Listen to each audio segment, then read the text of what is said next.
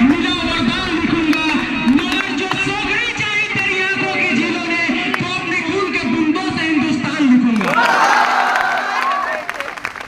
माननीय मुख्य अतिथि, आदरणीय शिक्षकगण और मेरे प्यारे कॉलेज साथियों, आप सभी को स्वतंत्रता दिवस की बहुत सारी शुभकामनाएं। मैं विनीत उपाध्याय 78वें आजादी महोत्सव के उपलक्ष्य में अपना कुछ विचार साझा करना चाहूंगा। आजादी का मतलब सिर्फ वही समझ सकता है जिसने कभी गुलामी की हो। हम बहुत भाग्यशाली हैं कि हमने स्वतंत्र भारत में जन्म लिया है।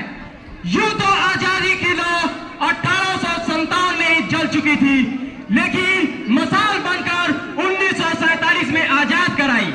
तो दोस्तों, आज हम उस दिन को याद कर रहे हैं, यानी 15 अगस्त 1947 को। और अगर हम आज आजादी को याद कर रहे हैं तो हमें यह भी जानना होगा कि हमें आजादी मिली कैसे। एक हिंदी का बहुत ही मशहूर गाना है कि परदेसी ये बात न पूछो कैसे हम आजाद हुए, कि परदेसी ये बात न पूछो कैसे हम आजाद हुए। कितने माँ की गोद लुट गई, कितने घर बर्बाद हुए। दोस्तों, ये आजादी हमें किसी खैरात में नहीं मिली है। लाखों गोलियां चल गई, करोड़ों कोड़े बरस गए।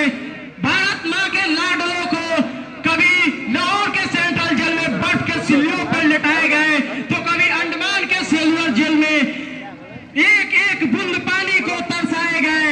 लाखों लोगों ने जान गंवा दी, लाखों लोगों ने अपनी जवानी में लाश बिछा दी।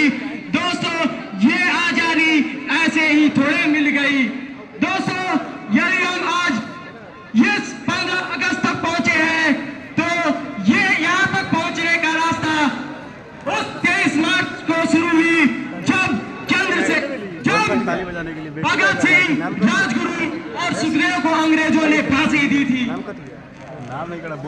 इस 15 अगस्त तक पहुंचने के लिए 27 फरवरी, वही 27 फरवरी जब चंद्रशेखर आजाद तिवारी ने ऑलफ्रेड पार्क में अंतिम गोली अपने मस्तक में उतार दी थी, क्योंकि उस समय की ये देशभक्ति की कसौटी थी।